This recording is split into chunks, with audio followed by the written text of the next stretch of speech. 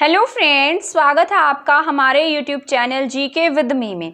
तो आज की इस क्लास में हम पढ़ना शुरू करेंगे सॉलिड वेस्ट मैनेजमेंट के बारे में कि ये सॉलिड वेस्ट क्या होता है, इसको हम कैसे मैनेज करते हैं, क्या क्या इसके रीजंस हैं और इसके लिए कौन से एक्ट लाए गए हैं, उन सब के बारे में हम आज की इस क्लास में जानेंगे। क्योंकि आपके सिलेबस में दिया गया है और कहीं ना कहीं सभी टाइप के पॉल्यूशन से ये रिलेटेड भी है, तो हमारा आज की क्लास में इसको पढ़ लेना जरूरी है।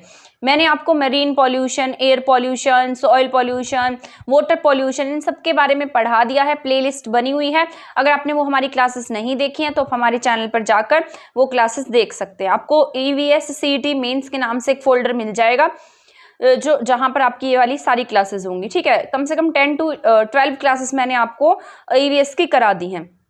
तो स्टार्ट कर देते हैं हमारी आज की क्लास। अगर आपको इस क्लास का PDF चाहिए तो आप हमारा टेलीग्राम चैनल ज्वाइन कर सकते हैं।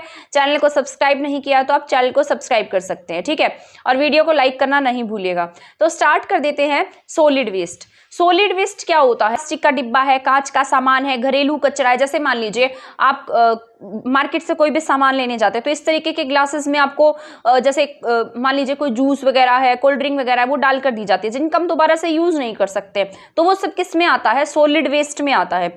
या जो लिक्विड फॉर्म में नहीं होता है, गैसेस फॉर्म में नहीं होता है, सॉलिड फॉर्म में होता है, उसे हम सॉलिड वेस्ट के नाम से जान करने के बाद अनयूजेबल हो जाता है। जैसे कांच है, कांच का यूज भी हम वापस से उसी फॉर्म में नहीं कर पाते हैं। तो जैसे यहाँ पर इसके मेन कारण क्या है? आज क्या है, आधुनिकीकरण बढ़ता जा रहा है, मॉडर्नाइजेशन बढ़ता जा रहा है, अर्बनाइजेशन बढ़ता जा रहा है, जिस वजह से ये सॉलिड वेस्ट का जो भी मतलब सॉलिड वेस्ट है वो भी बहुत ज्यादा मात्रा में बढ़ता जा रहा है। सम रीजंस क्या क्या है इसके? इसका एक मेन रीजन है यूज एंड थ्रो, कि हम इसको यूज करते हैं और थ्रो कर देते हैं। ठीक है, जैसे हम इसका क्या कर सकते हैं, बाद में जो हो सकता है हम इसको रिड्यूस कर सकते हैं, कम कर सकते हैं। तो इसका मेन रीजन हो सकता है कि हम इसे यूज एंड थ्रो ना करके हम इसको रिड्यूस कर दें, इसको यूज करना कम मात्रा में करें, इसकी जगह कुछ और यूज करें।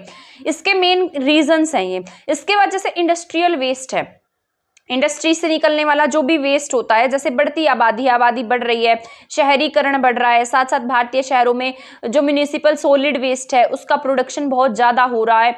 तो ये कारण किसका बनता है? आपके कुछ रीजंस हो सकते हैं सॉलिड वेस्ट के। ठीक है, सॉलिड वेस्ट में कौन सा कचरा आता है, यहाँ मैंने ऊपर का पॉइंट यहाँ ऐड करके लिखा है कि सॉलिड वेस्ट में कौन सा कचरा शामिल होता है। सॉलिड वेस्ट में जैसे सॉलिड कचरा आएगा और अर्ध सॉलिड कचरा है, या संस्थागत कचरा है, जैसे किसी कोई भी संस्था है वहां का कचरा, खान पान हो गया, बाजार का कोई भी कचरा है, गैर आवासीय कचरा है, औद्योगिक अपशिष्ट है, जैव चिकित्सा अपशिष्ट है यानी कि बायोमेडिकल वेस्ट है, ये सारे के सारे किस में आते हैं? आपके सॉलिड वेस्ट में आएंगे। तो आपको याद रखनी है ये बातें, किसमें आते हैं? ये सॉलिड वेस्ट में। यहाँ पर सभी टाइप के कचरे शामिल हो सकते हैं, बट इसमें लिक्विड और गैसियस कचरा इसमें शामिल हम नहीं करते हैं।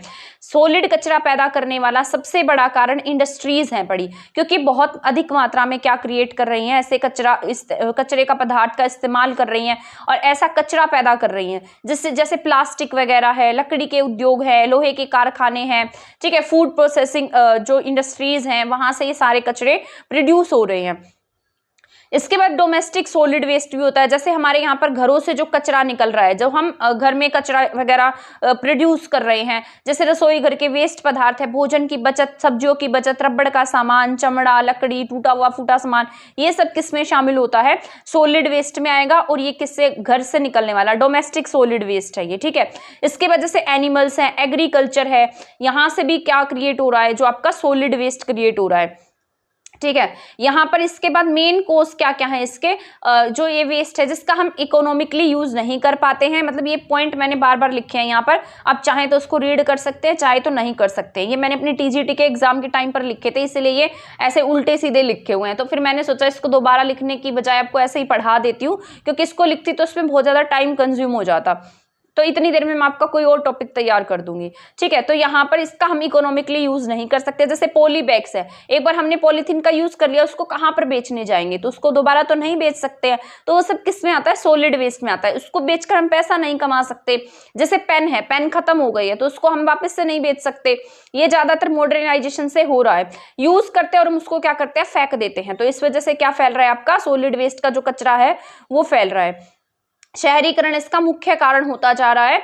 ठीक है, यहाँ पर मैंने लिखा है मैन्युफैक्चर, जो भी इसे बना रहे हैं यानी कि जो भी कंपनीज इसको बना रही हैं तो उनको क्या दिया जाता है, एक सर्टिफिकेट दिया जाता है इसे बनाने से पहले। ठीक है, जिसे EPR सर्टिफिकेट हम कहते हैं। तो ये जो भी मैन्युफैक्चर करेगा उसे बनाने से पहले एक सर्टिफिकेट की नीड होगी, उसे एक सर्टिफिकेट लेना पड़ेगा, तो उसे हम EPR सर्टिफिकेट के नाम से जानते हैं। इसके बाद है PRO। तो यहाँ पर PRO का मतलब क्या है, प्रोड्यूसर रिस्पॉन्सिबिलिटी ऑर्गेनाइजेशन। जो इसे प्रोड्यूस कर रहा है, जो ऑर्गेनाइजेशन इसे प्रोड्यूस कर रहा है, तो उसकी रिस्पॉन्सिबिलिटी होगी कि वो क्या करेगा, इसको कम भी करे। इसके बाद है यहाँ पर थर्ड पार्टी भी होती है इसमें, जो क्या करती है, ई वेस्ट, जिस मतलब ई वेस्ट को डिस्पोज करने का काम करती है। एक पार्टी होगी जो इसको प्रोड्यूस कर रही है, दूसरी पार्टी जो इसे खरीद रही है। तो बीच की पार्टी क्या काम करती है, इस ई वेस्ट को, जो यहाँ पर ई वेस्ट से रिलेटेड पॉइंट लिखा हुआ है, ये आप नहीं पढ़िएगा, बट वैसे ही मैं आपको बता देती हूँ कि ये सॉलिड वेस्ट में ही आ जाते हैं। ये ई वेस्ट वाले मटेरियल भी जो है वो भी हम सॉलिड वेस्ट में ही पढ़ लेते हैं। तो यहाँ पर इसलिए मैंने इसको नोट किया है कि जो ई वेस्ट है ना, ई वेस्ट का भी हम डिस्पोजल जो करते हैं वो किसके द्वारा किया जाता है, इन कंपनीज के द्वारा किया जाता है। ठीक है, तो कहीं ना कहीं ये पॉइंट ना इससे कनेक्टेड होते हैं। यहाँ पर इसलिए इलेक्ट्रॉनिक गैजेट्स वगैरह के बारे में लिखा है मैंने, आप चाहें तो इसे पढ़ भी सकते हैं और नहीं भी पढ़ेंगे तो कोई बड़ी बात नहीं है, क्योंकि आपके सिलेबस में ई वेस्ट नहीं दिया गया, सॉलिड वेस्ट दिया गया है। भारत में ठोस अपशिष्ट को लेकर क्या क्या कारण है, मतलब हमारे यहाँ पर जो सॉलिड वेस्ट है उसके क्या क्या रीजंस हैं। हमारे यहाँ पर 1947 में 6 मिलियन सॉलिड वेस्ट था। ठीक है, तो 1947 जब हमारा देश आजाद हुआ तब हमारे यहाँ पर 6 मिलियन सॉलिड वेस्ट था, लेकिन आज 2020 तक ये कितना हो गया, 68 मिलियन हो गया है।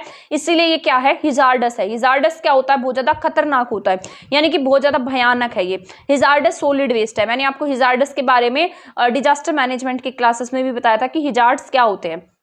तो यहाँ पर वही हिजार्ड, ये भी हिजार्ड का मतलब यहाँ भी यही होता है और हिजार्ड का मतलब वहां पर भी वही होता है। ठीक है, तो ये क्या है, खतरनाक होता है, जो प्रदूषण को ज्यादा फैलाते हैं, जो बहुत ज्यादा मात्रा में खतरा पैदा कर देते हैं, जिससे बहुत ज्यादा बड़ी बड़ी बीमारियां हो सकती हैं। तो ये सब क्या है, हिजार्डस कैटेगरी में रखे गए हैं सॉलिड वेस्ट को। 30% सॉलिड वेस्ट ऐसा होता है जो डिकम्पोज ही नहीं हो पाता है।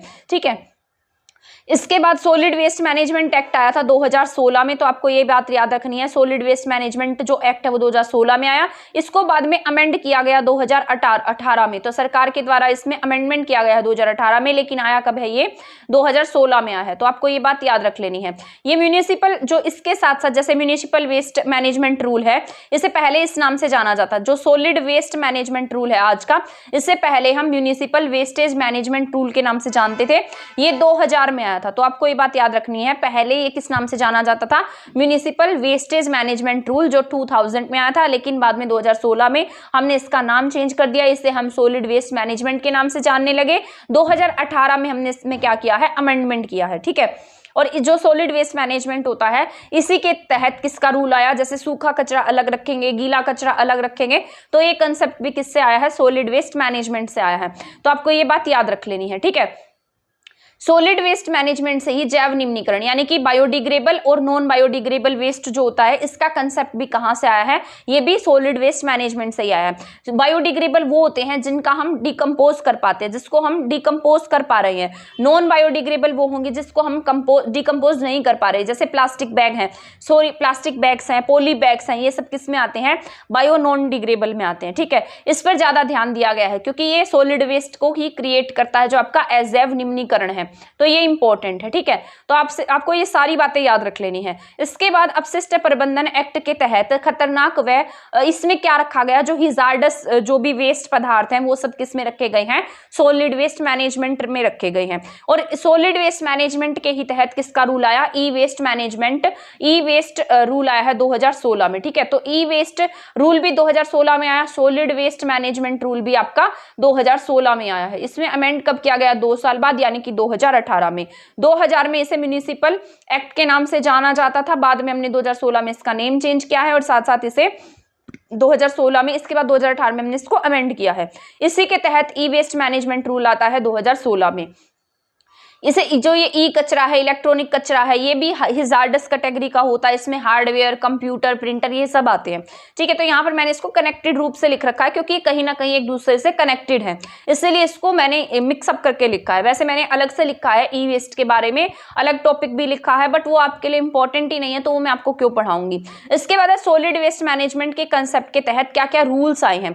जैसे यहाँ पर इसमें कुछ रूल लाए गए थे, जैसे ई कचरे के लिए कन्वेंशन हुआ था, बेसल कन्वेंशन 1992 में हुआ है। तो आपसे पूछा जाए कि बेसल कन्वेंशन किससे रिलेटेड है, तो आप क्या कहेंगे, ई कचरे से रिलेटेड है, ताकि एक देश का जो ई कचरा है वो दूसरे देश के ई कचरे में ट्रांसफर ना हो। ठीक है, तो ये सॉलिड वेस्ट का इसके तहत ही ये रूल्स लाया गया है। सॉलिड वेस्ट मैनेजमेंट रूल के तहत ही ई कचरे के लिए बेसल कन्वेंशन हुआ था, ताकि एक देश का जो ई कचरा है वो दूसरे देश के ई कचरे में ट्रांसफर नहीं हो। इसके बाद मैंने कुछ सम्मेलन या जैसे अर्थ कॉन्फ्रेंस हुई थी 1992 में हुई है, ये मैंने आपको पढ़ा दिया है ईवीएस में।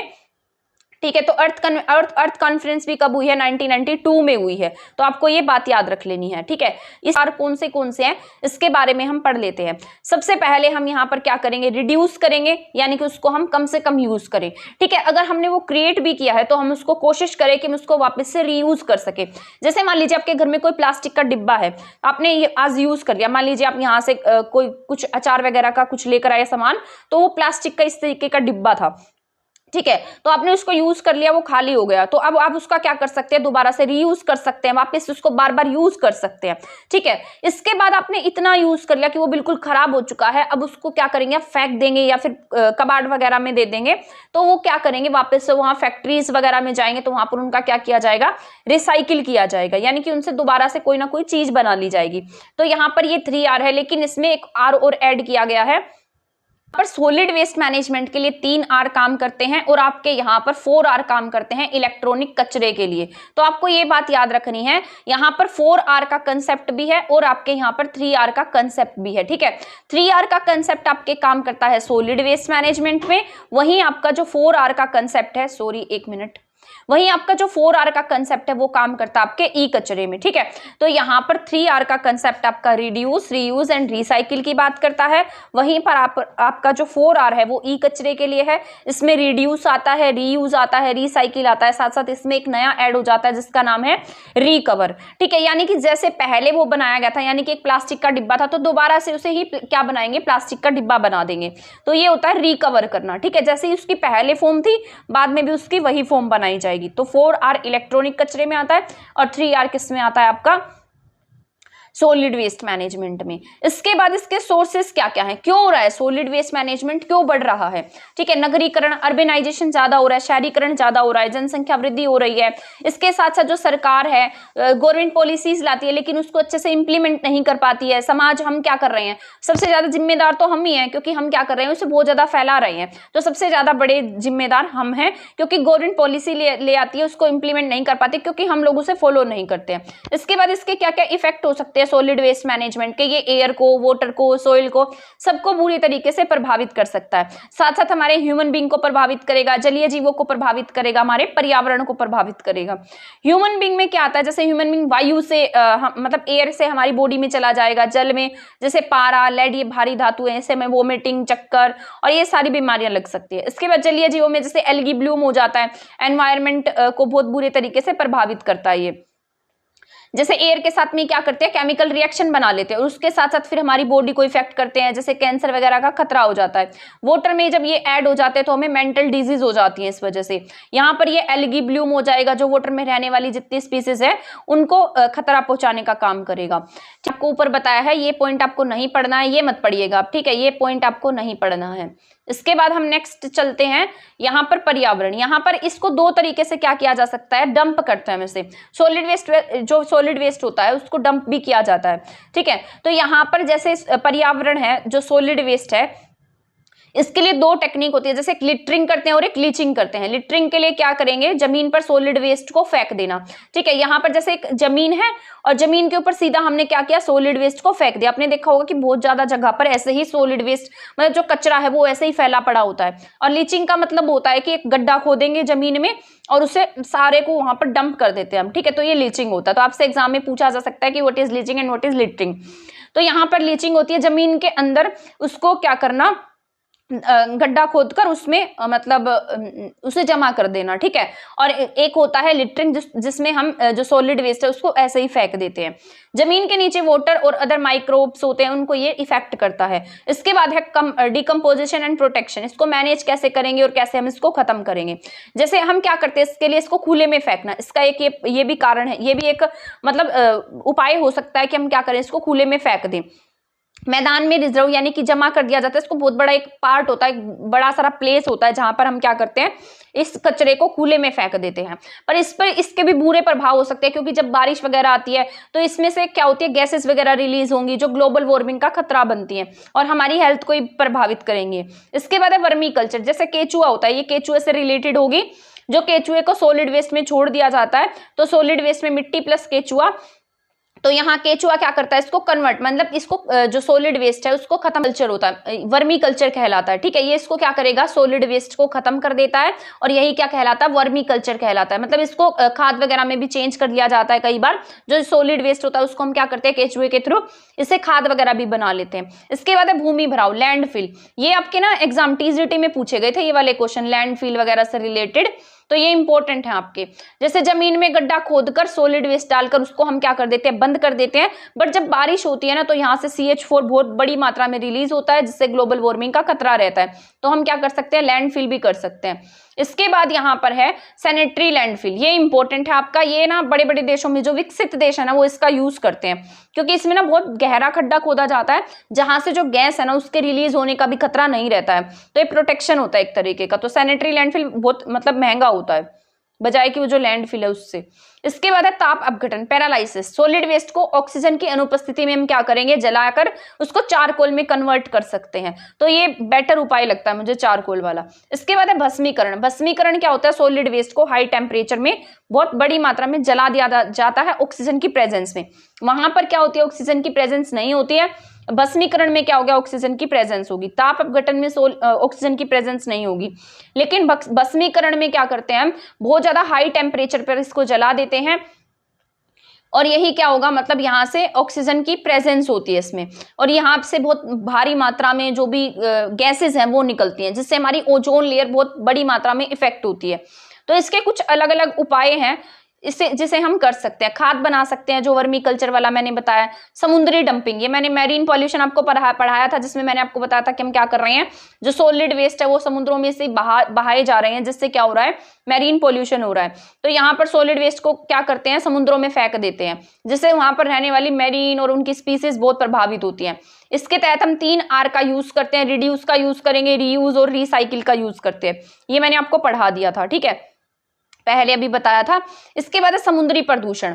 मेन रीजन क्या है इसका, सीवेज जो है वो उसका मेन रीजन है, ठीक है। उद्योग और जो समुद्री प्रदूषण का मेन रीजन है वो सीवेज है, ऑयल स्प्लिट है। ये मैंने आपको सारा का सारा मैरीन पॉल्यूशन में पढ़ा दिया है। इससे वायु प्रदूषण भी समुद्र प्रदूषण का कारण हो सकता है। इसके कंजर्वेशन के लिए क्या क्या काम किए गए हैं, जैसे NPCA है, national plan for convention of aquatic ecosystem. जो एक्वेटिक इकोसिस्टम उसको बचाने के लिए NPCA लाया गया, ठीक है। इसके तहत यहाँ पर क्या है, राष्ट्रीय नम भूमि संरक्षण कार्यक्रम, इन दोनों को ना मिला दिया गया, NPCA को मिलाकर NPCA बनाया गया है। जैसे राष्ट्रीय नम भूमि कार्यक्रम प्लस राष्ट्रीय झील संरक्षण योजना, इन दोनों को मिलाकर ही हम क्या लेकर आए हैं, NPCA लेकर आए हैं। इसके बाद ये इंपॉर्टेंट है आपका बायोमेडिकल वेस्ट। ये भी एग्जाम में पूछा गया था, ये इंपॉर्टेंट है, ये प्रीवियस ईयर में भी इससे क्वेश्चंस आए हुए हैं। तो इसका हमें जान लेना जरूरी है कि बायोमेडिकल वेस्ट क्या होता है। बायोमेडिकल वेस्ट जो है, ये जो भी जो मेडिकल में जो एक्टिविटीज होती हैं उनसे क्रिएट होने वाला जो वेस्ट होता है वो सब किस में आता है, बायोमेडिकल वेस्ट में आता है। इसके लिए जो एक्ट है, रूल है, वो कब आया था, 1998 में आया है। तो आपको ये बात याद रख लेनी है, किसके लिए रूल कब आया, 1998 में आया। इसको लागू किया गया मिनिस्टर ऑफ एनवायरनमेंट के द्वारा एंड ठीक है। तो इसको लागू किसके द्वारा किया गया है, हमारा जो पर्यावरण मंत्रालय है उसके द्वारा इसे लागू किया गया। कोई भी वेस्ट जो जो भी जैसे डायग्नोज कर रहे हैं किसी भी पेशेंट का, ट्रीटमेंट कर रहे हैं, रिसर्च कर रहे हैं, उस समय में जो प्रोड्यूस हुआ हो वही क्या होता है, बायोमेडिकल वेस्ट होता है, ठीक है। ये आपको याद रखना है। इसके बाद में अब हम इसके थ्रू किसके गाइडलाइंस फॉलो कर रहे हैं, सॉलिड वेस्ट मैनेजमेंट जो 2016 में जो गाइडलाइंस आई थी वही गाइडलाइंस हम इसमें यूज कर रहे हैं जो बायोमेडिकल वेस्ट में है। लेकिन एक्ट इसका पहले आया था, गाइडलाइंस हम सॉलिड वेस्ट वाले इसमें फॉलो कर रहे हैं। इसके तहत हम क्या क्या करेंगे, सेग्रीगेशन करेंगे, यानी कि पहले ही हम क्या करेंगे, उसको अलग कर लेंगे। हर टाइप के वेस्ट को अलग अलग बाल्टी में डालते हैं। आपको पता होगा किसी वेस्ट के लिए येलो बाल्टी होती है, किसी के लिए ब्लू होती है, किसी के लिए ग्रीन होती है, तो अलग अलग बाल्टियां होती हैं। कलेक्शन करेंगे, फिर उसका स्टोर करेंगे, ठीक है, पैकेजिंग कर सकते हैं, ट्रीटमेंट, डिस्पोजल।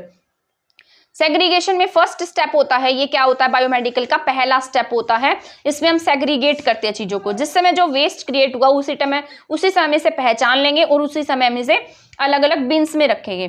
ये वेस्ट येलो या रेड बिन में जाएगा, यही क्या है, सेग्रीगेशन है। कि मतलब वहां पर हम ये डिसाइड करेंगे कि कौन सा वेस्ट कौन से बिन में जाएगा, यही क्या होता है, हमारा सेग्रीगेशन होता है।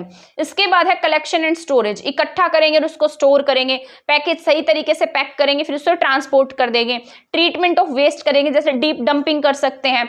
इसके बाद है ऑटोक्लेविंग करेंगे, डिस्पोजल करेंगे, किसका, वेस्ट का। जैसे येलो बिन में क्या रखा जाता है, ह्यूमन टिश्यू रखे जाते हैं। ह्यूमन टिश्यू वेस्ट किस में आता है, येलो बिन में आता है। तो आपको ये बातें याद रख लेनी है, ठीक है।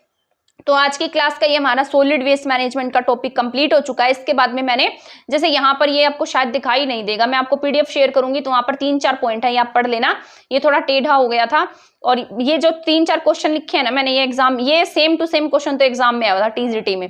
जो सॉलिड वेस्ट कचरा है, इसको हटाने को स्थापित करने की प्रणाली वाला पहला शहर कौन सा था, तो एंथिस था। तो टीजीटी में एज इट इज क्वेश्चन पूछा गया था, ठीक है। शायद ये श्रेडिंग वाला क्वेश्चन भी था इसमें। नगर निगम के ठोस कचरे का जो निपटारा करना होता है उसे क्या कहते हैं, श्रेडिंग बोलते हैं, ठीक है। यहाँ पर शायद ठोस कचरे को कुचलना क्या कहलाता है, पुल्वेराइजेशन कहलाता है। तो ये जो पॉइंट मैंने 3-4 लिखे थे ना, ये एग्जाम में आए हुए थे और ये इंपॉर्टेंट भी हैं। तो ऐसे ऐसे क्वेश्चन एग्जाम में पूछे गए हैं। जब मैंने टीसीटी के एग्जाम के टाइम पर जो क्वेश्चन आंसर सीरीज कराई थी, वहां पर मैंने सारे प्रीवियस ईयर क्वेश्चन कराए थे। उसमें से क्वेश्चन HSSC टीजीटी में एज इट इज आए हुए हैं। अगर आपको वो क्लास देखनी है तो आप देख सकते हैं, 2 क्लासेस हैं, उसमें मैंने EVS के बहुत सारे प्रीवियस ईयर के क्वेश्चंस निकाल कर लिखे थे अपने हाथों से।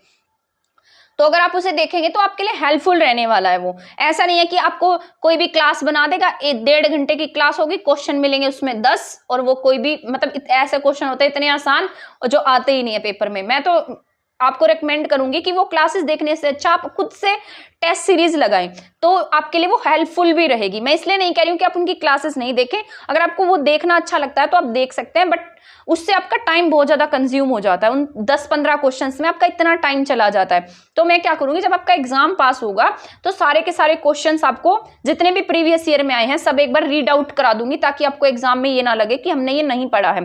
तो 2-2, 3-3 बार रिपीट करके हम पढ़ेंगे तो उसे हम याद भी रख पाएंगे, ठीक है। तो मिलते हैं हमारी नेक्स्ट क्लास में हमारे नेक्स्ट टॉपिक के साथ में। तब तक आप हमारे चैनल के साथ बने रह सकते हैं। अगर आपने हमारा चैनल सब्सक्राइब नहीं किया है तो सब्सक्राइब कर सकते हैं। इसकी PDF आपको हमारे टेलीग्राम चैनल पर मिल जाएगी। टेलीग्राम चैनल का लिंक आपको हमारे कमेंट सेक्शन में मिल जाएगा। थैंक यू, धन्यवाद।